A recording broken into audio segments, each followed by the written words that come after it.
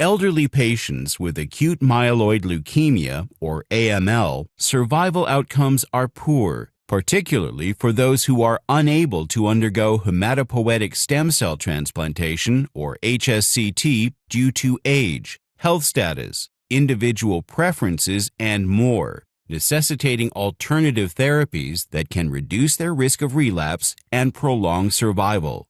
To this end, the QUAZAR AML-001 trial evaluated the efficacy and safety of oral azacitidine, or oral AZA, in 472 patients with AML in remission aged 55 years or older who were not candidates for transplant. Patients were randomized to receive either oral AZA or placebo.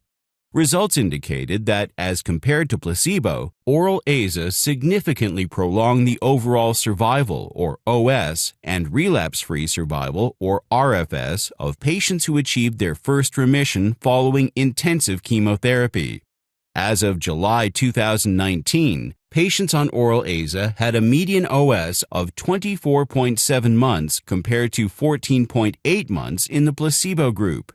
This study was published as an updated analysis of the QUAZAR AML-001 trial for the March 2022 data cutoff, with an updated median follow-up duration of 55.5 months. It showed a sustained OS improvement with oral AZA versus placebo for over 5 years from the start of the study, with 9.5% and 6.3% higher 3-year and 5-year survival rates, respectively. To identify the characteristics associated with long-term survival, the participants were further divided into long-term survivor, LTS, and non-LTS cohorts based on their survival status at 3 years from the study's inception.